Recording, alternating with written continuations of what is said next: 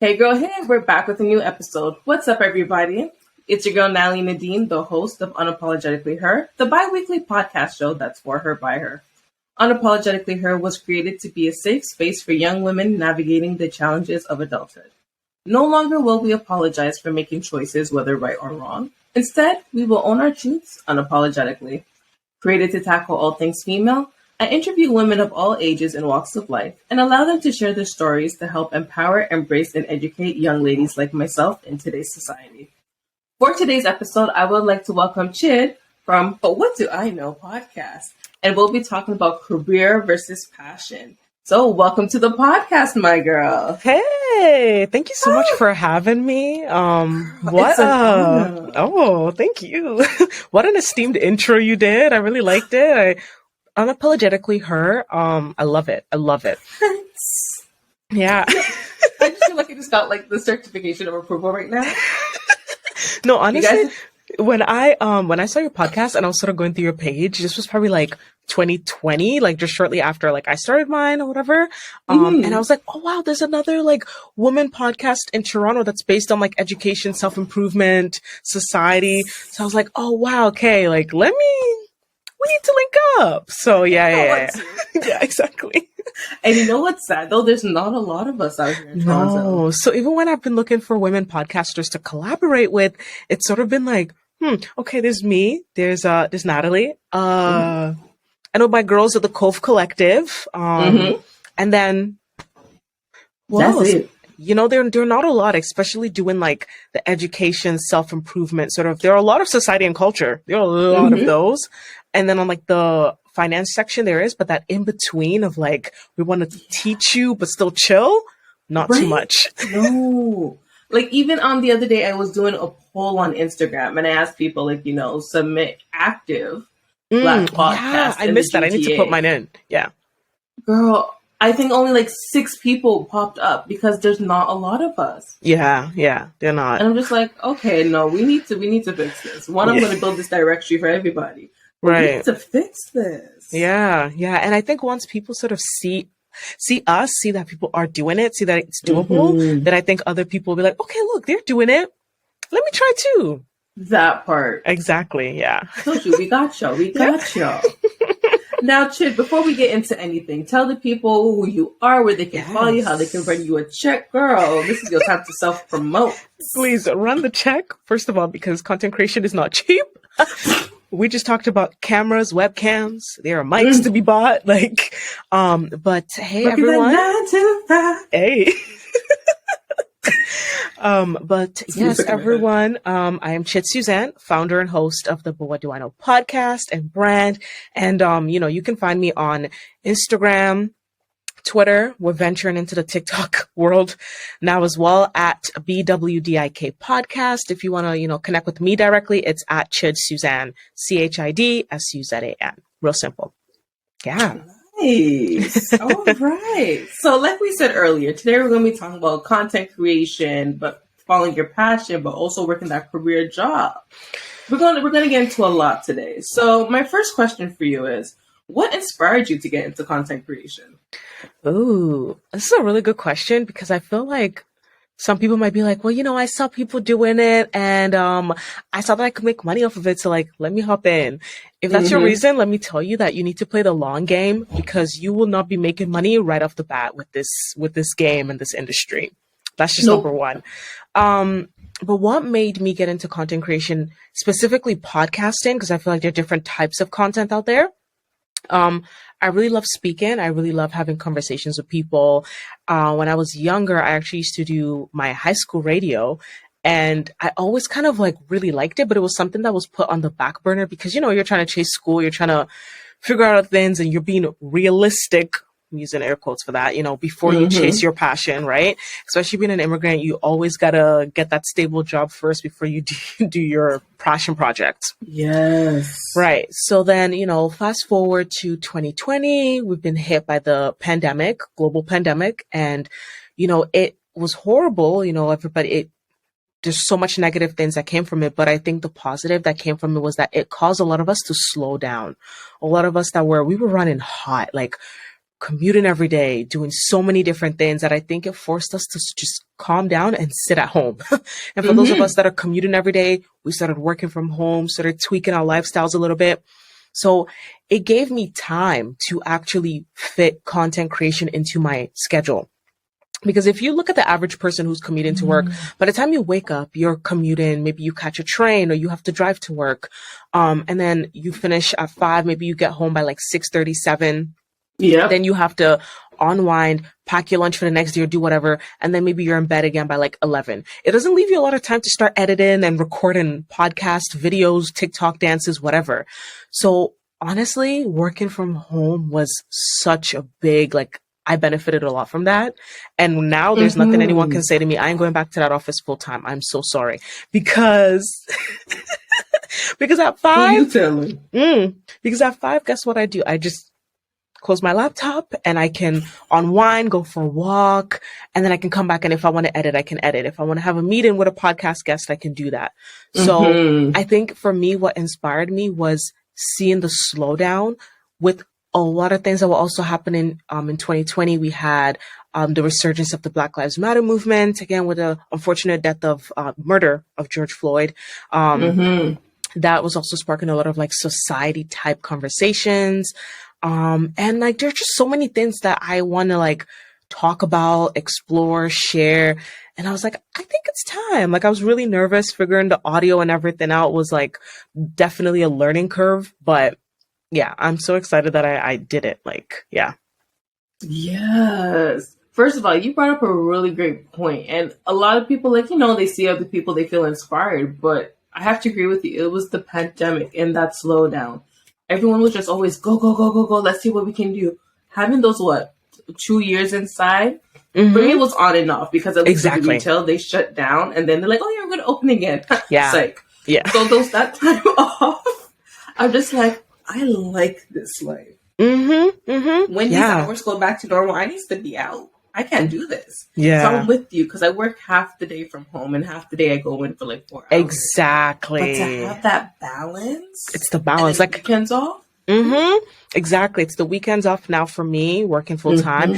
It's the twice a week from the office for me. And then, it just allows me flexibility, especially as people. We live in a time right now where before it used to be really rigid. Like, people could not imagine working a 9 to 5 and doing like multiple side things, right? But now, like, I know some people who maybe they've tweaked their hours, like they work 9 to 5, but in the evenings they might be going to PR influencer events, or there's some people like who are doing media at events and they're able to like take time off, maybe make up the hours the next day. Like, it's becoming a lot more flexible. And I think as people who are doing content, who maybe want to like build an income from this down the line, it's a really good time to like be operating in this space because we have more flexibility for sure. Yes. And that's the thing, is to take advantage of what you have and when you have it. Try make that routine, make that schedule, figure out what works for you, especially if you have a job that allows you that flexibility. Take advantage of it. Yep. I hear that. So my next question for you is, what challenges have you faced trying to balance your career with your passion? Because like you said, you do work up until 5 and then you do content creation, you're a podcaster, you do all these things. So any challenges? Girl, tiredness, fatigue. And also when I was starting, so I started working full time ending of 2019, beginning of 2020. And then I started my podcast towards the end of 2020. So there was a period too where, and that was also when we were like fully remote, home all the time. And I was also working projects at work that were not very demanding. So it was really easy. Like, it wasn't mentally tasking for me to switch from like 9 to 5 to podcast work and like, and I was able to like do a lot of things like editing, have someone help me with social media. I was, trying to also learn how to do social media, do IG live engagement, create the actual content, planning, strategizing, like, and then get to like summer of 2021. I started sort of transitioning at work and I was put on more projects. So I went from being on one sort of like fuller project to being on multiple. And I'm a city planner in my daytime job. So I'm working with like different cities, trying to help them with things like affordable housing, better transit, stuff like that. Right. So it's now like it requires me now to think more. It requires me to also like show up more mentally, physically, like, because before, I'm not saying that I was slacking, but it wasn't mentally tasking on me. But now I'm finding it's harder to balance when your 9 to 5 requires you to like mentally show up, and so does your side job. Like, it's one thing if you're working a retail job and you know you won't be there for a long time, or you're working in the restaurant industry and you know that you won't be there for a long time and it's not your long game. There's this sort of like there's this sort of mentality you have. You're like, I'm just here for the check. I'll do my job, but versus a career job that you're like, I care about my reputation. I want to build this. So even though I have this side thing, I still need to show up for what's paying me full-time money. Like, so I think that was one of the challenging things for me, is like when both of your jobs, both of your gigs are requiring you to show up fully mentally, when it's demanding, when sometimes you got to work overtime. Like if you're working on a project and you need to finish your report, now I'm working till like 6, 7. I can't edit that night. So maybe now I push it, and then also balancing and recognizing, like, at some point you have to sort of place certain things at a higher priority over others. I know it was summertime. I wanted to be outside. So guess what I did? I took a break from the podcast after putting an episode out in mid-July. And now I'm going to be returning in September, right? So knowing that, okay, it's okay to take a break. Also knowing that at sometimes maybe you need to put your social life, like reduce it a little bit. Maybe instead of hanging out every single weekend, you try to have one weekend for yourself to rest, another weekend where you're editing and doing content, and then 2 other weekends where you're out with your girls, your boo, whoever, but trying to be outside every weekend all the time, it's a lot. Like, it's a lot to manage. It's a lot to manage. So yeah, those are the challenges, girl. Girl, when I tell you, one, in terms of like finding the priority, I think that's me, because I'm not a person that goes out a lot, but I'm still trying to find that balance and that priority where be like, okay, so I'm home. What am I going to do first? And I think because I'm at that stage of kind of overworking and burnout because of working the 2 jobs during the week. Because in the morning, I do public relations, junior publicist, PR. The afternoon, I'm a digital marketing coordinator. And then I come home and I'm a podcaster. Wow. And it's like by the time the night and like the weekends come around, I'm just like, you're mentally drained. I'm telling you. Yeah. It's draining. Like, it's how you say, like, you have to show up, so that make sure I show up in the morning. You have to give full force with the clients. In the afternoon, I'm on social media for the next 4 hours again, trying to figure out how am I going to prep the content for this client. Now in the evenings, it's like, okay, but that same thing you did for the last 8 hours, you need to put that mentality back into your own thing. Yeah. And it's hard. And it's like, of course you care about your own thing so much that you magically, the strength just comes. I can't even explain what it is. It's just, you're like, listen, I've showed up for other people. I've showed up for other clients. This is now my thing. And somehow within you, the strength just comes out. Like, yeah. Yep. Yeah. One way or another, because you already know, like, this is your baby. Right? It's your passion. It's your child. So you want to make sure you're taking good care of it, just like you take care of somebody else's kid, I would hope. Right?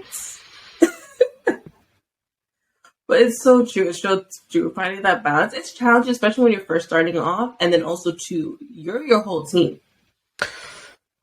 Girl, so the team, let's get into this. And I'm a kind of person, like, if I work with someone, I'm trying, like, if I'm going to say that, content creation is expensive and we deserve to get paid, then I want the people who are around me or working with me to also, be able to get paid as well. Yeah. So I'm sort of doing this thing where I'm consulting people out, or contracting people out, if you will. So I have someone who, at the beginning of every season, will just look at my social media. If there are new templates we need to create, cool, here's the money. Thank you so much. I'll take it from here. I have a videographer who helps them with in-person video, because I have gotten so into audio. I don't know that I can also now take on an additional task of learning and getting deep into video. Like, everybody has their expertise, and you don't need to be an expert at everything. So he's really great. He helps me with like video, and then just chopping up my in-person videos into like reels and TikToks for me. Thank you. I don't really do a lot of videos in person these days, especially because of the pandemic, and not all my guests are based in Toronto. So it's like maybe 3 here and there, whatever. Thank you so much. Cool. I'm even thinking of having someone help me with like TikTok just to sort of start to build that, but it's not like ongoing things. And of course I have my like friend and business partner. She helped me design, like I sort of sketched out the logo and my branding and the colors, and she sort of like used Illustrator to bring all that stuff to life. So that was really, really great. Cause once she did that, I was like, this is so elite. This brand has to like, it set the foundation for the brand. So yeah, so I feel like for me, it's having sort of like short-term contracts with people where it's like, okay, at the beginning of every season, these couple people get paid, and then cool, I take it from there. Cause I wouldn't have to now like set a budget for the podcast at the beginning of every year. This year I sort of took it seriously. Next year I'm going to have to like take it seriously and just be like, okay, this is what I'm thinking the podcast is going to cost me this year. I'm going to try not to go over that. You know, this includes maybe one in-person event, whatever, as we open up now, because it just helps you to keep track. And, yeah, it's a lot. It's a lot. Yeah. First of all, I applaud you, because that I've never really thought of it, even doing it that way. I'm so used to be like, okay, I want to do it myself because like I have this vision, but then I think I get overwhelmed because I know what I want, but if I can't execute it the way I want to, it frustrates me. So I like the honesty of like having these people who help you. You know your limits with them. You know what you want to do and how to do it. Exactly. Because I'll tell you, like, so like I know how I want my social media to look, but like nowadays I feel like social media is becoming less curated in the sense of like it has to look pretty and more about like the video, the message, that kind of stuff. So what my friend and she's really good at social media, what she sort of did was she just sort of created templates, and then I can always tweak them on myself and I can work from there, because I feel like that hour or so that I'm spending sitting there thinking about how I want to create the social media, that's an hour that I can spend editing, strategizing on the actual content, right? Yes. You know, so I think it's knowing what you care about, knowing what you want to do. Like I'm looking for the day where I don't even have to touch my social media. Like I can just be able to hopefully, you know, outsource that to someone and just literally focus on just the actual content and strategy section, because I love social media, but I don't always love showing up all the time, and it then becomes another job on itself, and you want to make sure you look well, you're saying things correctly and all this stuff. Like it's also a lot too, right? So, and that wasn't necessarily the part that drew me to content creation. It was more like the podcast inside. So yeah, I think it's knowing your strengths, because yeah, it's draining trying to do everything. Like now, even with Reels, I figured out how to like, you know, video edit for a little bit. We were talking about like creating intros. I'm going to have to get help with that, because guess what? I don't want to have to become an OG videographer. I literally spent hours yesterday on Premiere Pro trying to figure out video. And I was like, okay, cool. I got this. I figured this out. But I was like, man, I understand why you can have a whole person dedicated to this, because it's a lot. It's a lot. Yeah, it's a lot. Then back in the day, and I said, no, this is why I stopped doing YouTube. Yeah, that's why. Even for me, like, that's why for like visuals now, people are like, oh, like, you know, Chid, like, your content is so good. The audio quality is lit. The video clips we're getting are lit. Are you going to put the full thing somewhere? I said, baby, I'm going to probably put the full on a Patreon as this podcast grows, and y'all go get the clips on YouTube, because it's a lot of effort. Like, adding that video is an added layer of effort that, yeah.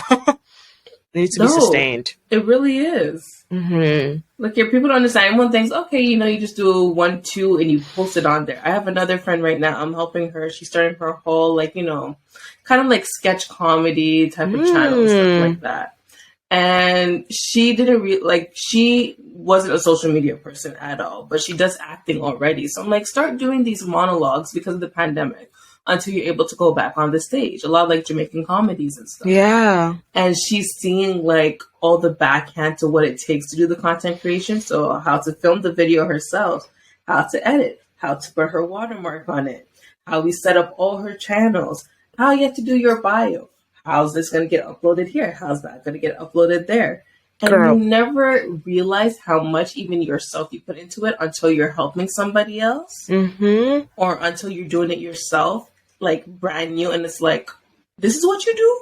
This is why it takes you hours? This is why it takes you hours. Like, I know some people, and like, I know with TikTok, a lot of people, the barrier to like video content is kind of like, it's easier now. You're able to like add captions on TikTok and Instagram Reels versus trying to like type out the words on Adobe Premiere or like sync them or whatever, right?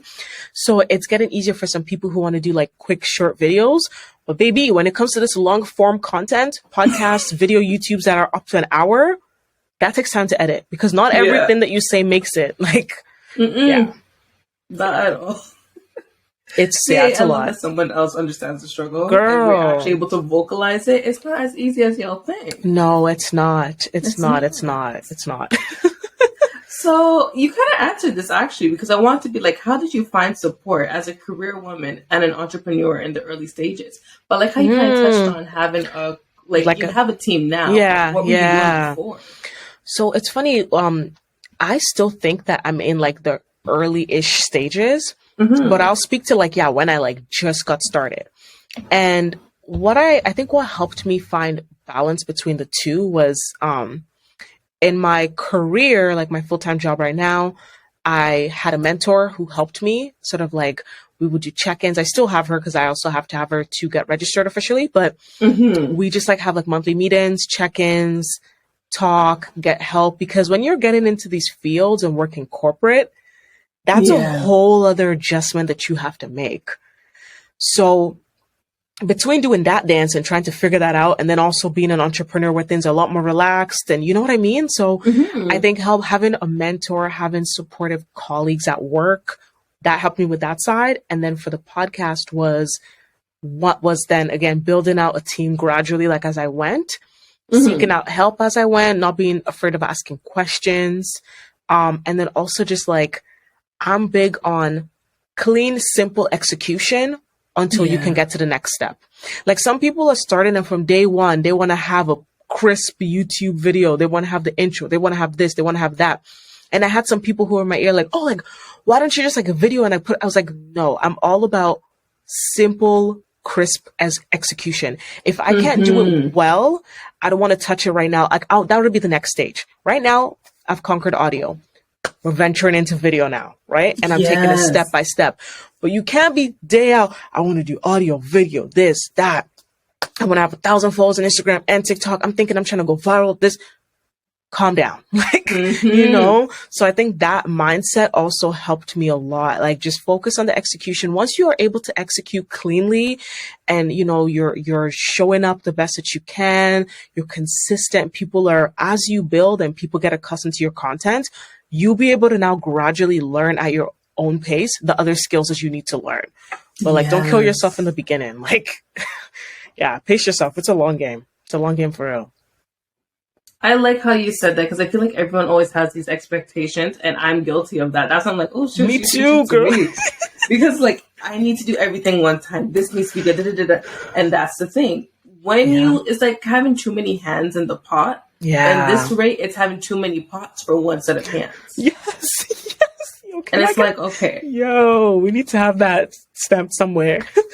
Too many pots. I only got 2 hands. Like, how you want me to carry all of them? Unless I am Ursula with all hands everywhere, it's not gonna work. Yeah. It's not. Yeah, exactly. And I also think what it is like, it's the pressure to perform. It's the pressure to like, look lit. It's the pressure to just look like you're doing everything on social media. And I don't even know how to tell people like, oh, don't fall for the pressure, because even sometimes I go and I'm like, wow, like this person's video looks lit. Like, let me revisit this YouTube idea. But it's like, this person has a Patreon. Wow. How did they get 50 Patreons already? How are they getting this many listeners there? But it's like, you really do have to like sometimes like take inspiration from people, be happy for people, because trust me, they're working hard, but sometimes just have tunnel vision on your own race as well. Like, I hope y'all taking notes because she's dropping gems. Yo. Okay? Preaching.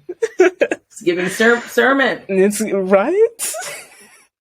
Now, I want to know from experience, what is your go-to advice to those struggling to find balance and support as they pursue their passion alongside their career? Because, girl, you've been dropping gems. Yeah. Honestly, I think first rewind and listen to what we've been talking about, because we've been dropping gems along the way. Yep. But I think what I can add to that is, I think know what you actually want to get out of it. So, for example, I think we're seeing a lot of people that are like, this is how I quit my 9 to 5 and became a full-time content creator. And we've been seeing it over and over again. And congratulations, I'm so happy for those people. But that may not be everyone's story. You may not be able to quit your corporate job after 3 years to go do full-time podcasting, YouTube, whatever it may be, right? I think know what you want to get out of it, and that'll help you create that balance, or when things are a little bit shaky, it helps you fall back into balance. Like for me, I know that right now, I'm not quitting shit. Like no one's quitting their full-time job. No, I actually didn't expect that answer. Sorry, but no one's quitting anything. Like the 9 to 5 is funding a lot of things. It's funding my lifestyle. It's funding this project. It's paying people for the podcast. And then as I build, we'll see what happens, right? Like, you know, God willing, God's grace, we really hope we can do great things with this platform, but don't try to like force things. Like, okay, I'm trying to like after work, do the most, go here, do this, do that, so that I can come out and say that I had a victorious story of quitting my corporate job after 3 years. Like, no, you know? So I think it's easier to find that balance when you know what you want to get out of it. If your goal is to quit your job and get full time, baby, that's a lot of work. It's a lot of pressure on yourself. And you might have to pace yourself with your timeline. Maybe if you thought you could do it in 5 years, maybe it's 7, maybe it's 10, right? So I think just being realistic, like there are a lot of how I quit my this to become this that's going around now. So a lot of people are thinking that it is really easy to do it. And it's not. It's not. Like it's doable, but it's not easy depending on what type of content you make. If you're like, for example, we do podcasting where we're out here having conversations about, you know, certain things. It may not be as easy to get sponsorships, for your episodes as it may be for a beauty influencer. Like we know it may be easier for someone to become a Fashion Nova ambassador, but I don't talk about fashion on my podcast. So I can't go to Fashion Nova and be like, hey, can you cut the check, run me a bag for it's, you know, so depending on what type of content you make, timelines will be different. Yeah. First of all, that is the realest shit I ever heard. Right? Because you're right. There's this big focus on, I need to become an entrepreneur and I need to do, I always tell people, mind you, I want to do my own side thing. I don't know if I want that to be my full-time life. I like a good first of all, this 9 to 5 life everyone kept down. I'm like, I like this. Let me do what you need me to do. By the time 5, 6 o'clock comes, I clock off. Weekends are to myself. Right? Right. Everyone goes, I need to be an entrepreneur. But then you work 24 hours for yourself when I can just work the 8 and then do my thing. So you kind of have to realize, like, okay, balance. What works for you? What doesn't? If you're an entrepreneur, that's great. If you are a career 9 to 5 person, that's great. Find what works for you. But not everybody needs to jump on the bandwagon. And like you said, have this miraculous success story. Like those sponsored ads we keep seeing on YouTube and like your IG story. Find out how to become a self-made millionaire in just 30 days. Like how I quit my 9 to 5. No. Like how I turned $10 into 10,000. It's like, baby, just chill. Chill. You know, that reminds me of when you keep seeing those ads. Do you remember those commercials that used to come on as a kid? You're sitting in your house and you're watching TV. Everest College?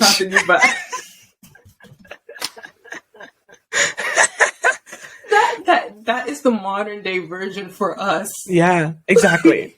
I'm telling you. And I feel so sorry for people who really just want to live simple lives. Like people who are not interested in the rush and the hustle and the bustle and who want to like attain success, but still want to just chill. Like, let's relax. You know, like you have all this pressure. Feel guilty for it. Exactly. Because there really are things that you will have to like substitute and sacrifice for all of that, like time. Like, will you have time for yourself even? Like, we're talking about self-care. We have time for yourself. Will you have time for your friends? Will you have time for your family? Like, there's a lot that goes into that. So Yeah, just run the race at your own pace. Exactly. And like you said, tunnel vision. Don't watch what everyone else is doing and have Exactly. like that, but what about me? I Mm-hmm. should be doing this. Nope. Yeah, Tunnel for vision all the sure. way. Yeah.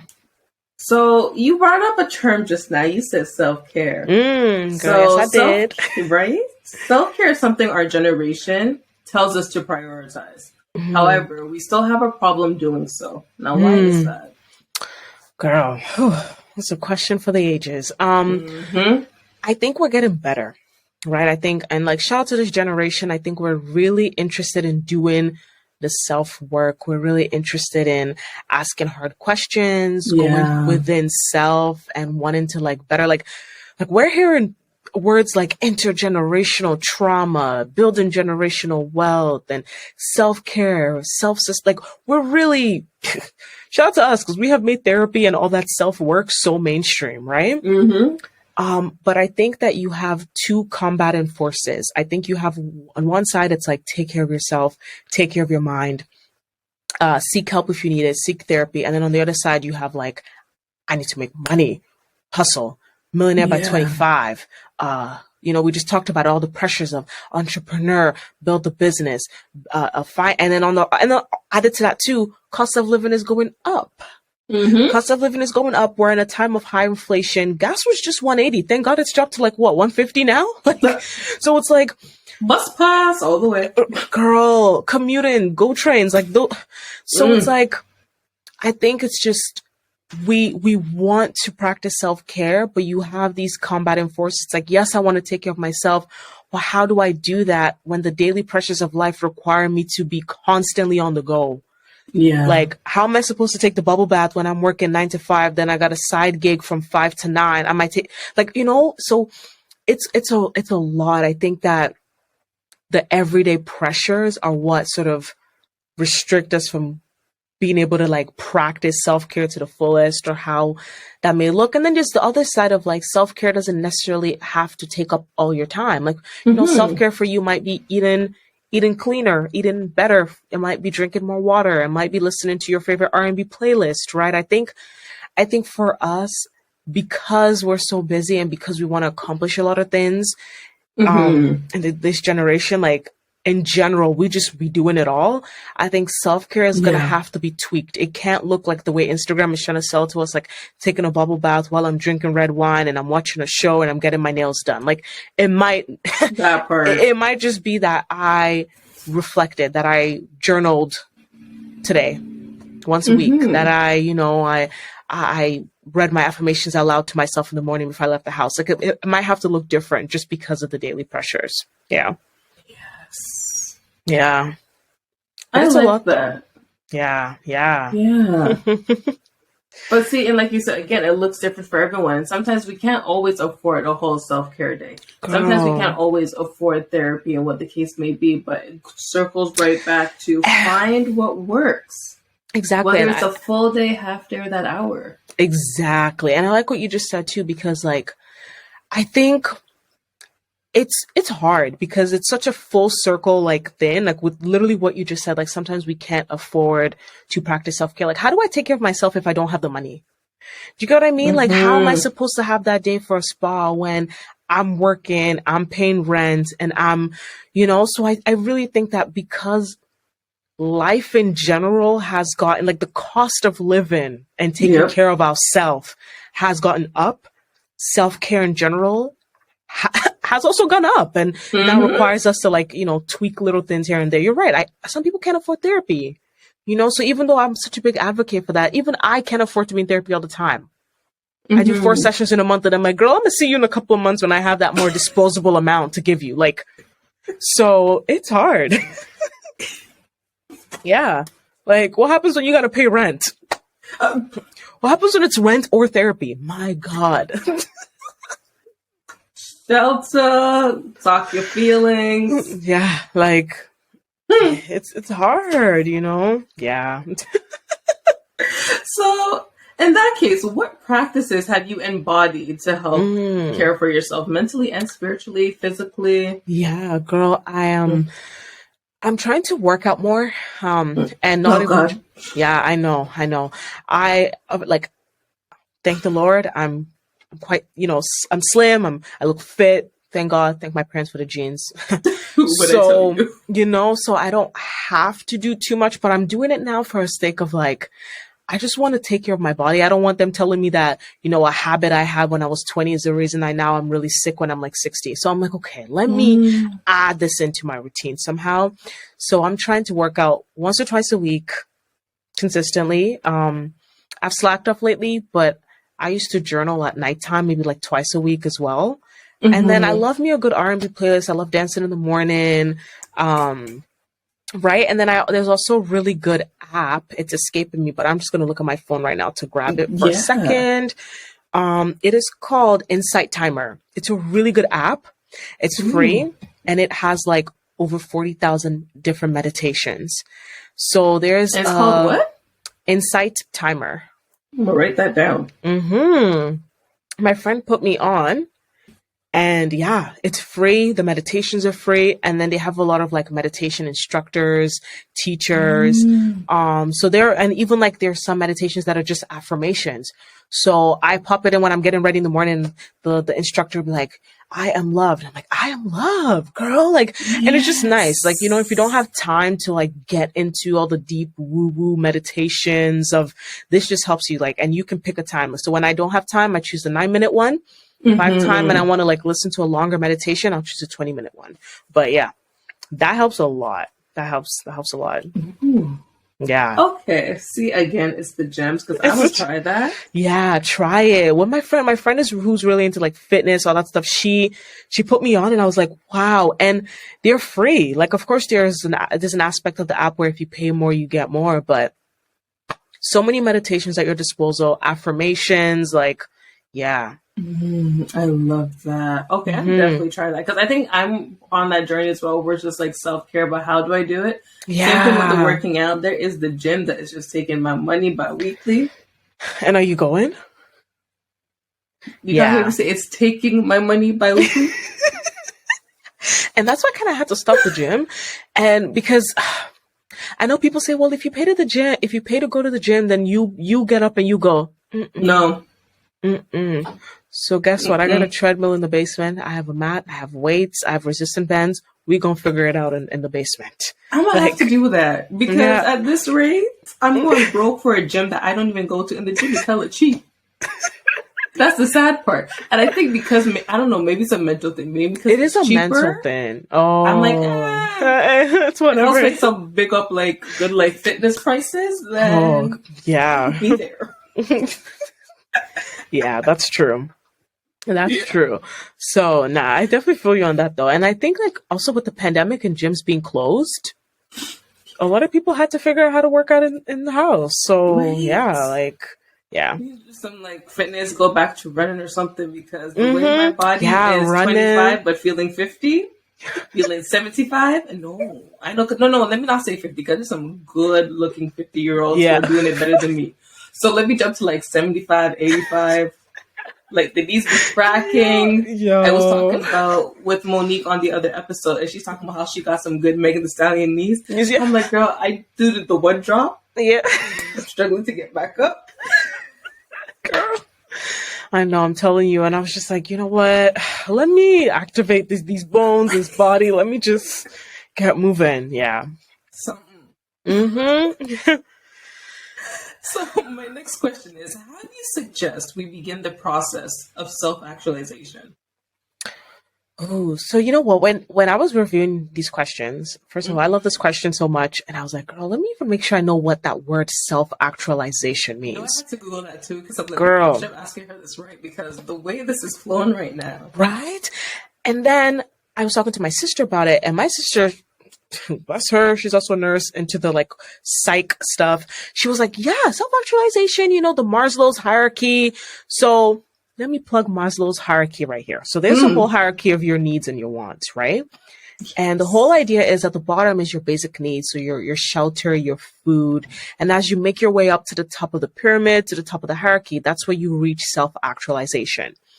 That's self-actualization is where you are fulfilling your wants, and you don't have to worry about, am I well? Like, you are well, and you can move to that next step of like actualizing and bringing your dreams to fruition, right?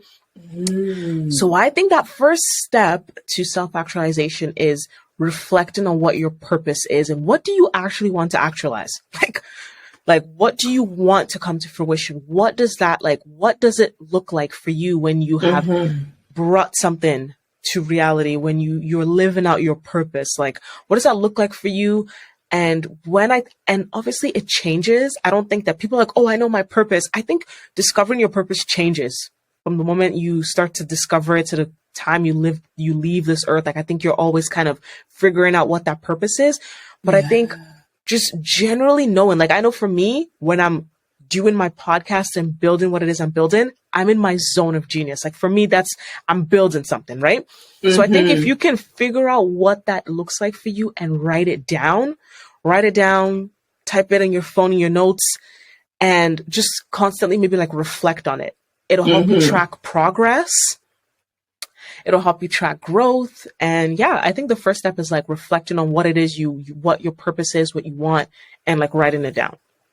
Yeah, I'll say that that's like the first step. Ooh. Yeah. You unlocked something in my mind right now. Yeah. What did I unlock, girl? Girl, I'm about to reevaluate my whole life and my content and this and that. What is it? What is it that I want to give? Right. Yeah. What is it that I want to give? And I think self-actualization is such a big thing because a lot of it is like, for a lot of us, we're still in that bottom of, we're still trying to clothe and feed ourselves and make sure that we're financially well, right? You look at the people who are wealthy, who have good money, and who are able to give back, who are able to do philanthropy, who are able to just live and not worry. Like, that is some top tier self-actualization. And of course, not everyone will get to that point of like financial liberty and financial freedom. Yeah. But with what you have and with where you see yourself going, what can you do with that? You know? So yeah. That part. Right? Like, I'm not saying we all have to be Jay-Z and be billionaires and Rihanna and like, you know, doing all the most, but with what we have and where we're going, what can we do with that? Yeah. Yeah. The way I'm about to watch back this episode, like, girl, I'm not in it asking you these questions because... Girl, I will be watching this episode multiple times. I'll be sharing. I can't wait for this to come out. Girl.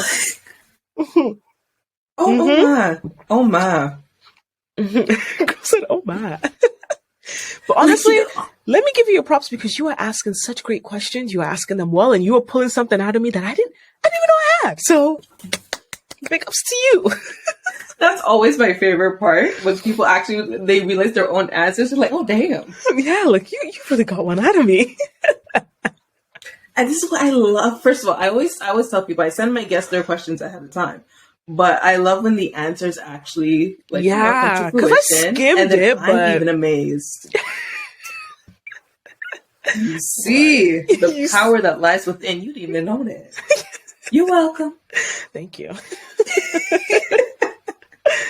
So my next question for you is, what tips do you suggest other young ladies like ourselves try to not feel overwhelmed and continue to pursue their passions in a healthy manner? Ooh, that's a good one. I'm going to kind of just summarize all that we've said. I think it ties back to, like I said, again, like, know what you want to get out of both your content creation, your career.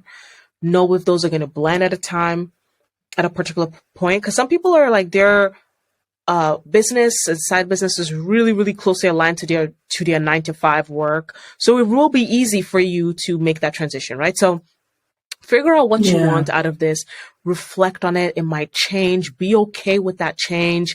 Also, I'm a person that, like, I'm a planner. Like, I plan cities for a living. I plan things out. I like to strategize, but also I'm learning to, like, let go and relinquish that control a little bit. You know, like, if something doesn't go as planned, if I thought I would be here, but now it's taking me here, I'm okay. That's all part of the journey. Like, I'm still talking myself into that, but it's coming. I think, you know, letting go a little bit, letting that control go, reflecting on what you want, knowing what your purpose in this space is, and just be easy on yourself. Like, I know for me, like, I try to have my evenings to be for editing and content, so that on the weekends, for the most part, I'm maybe doing a little bit more relaxing.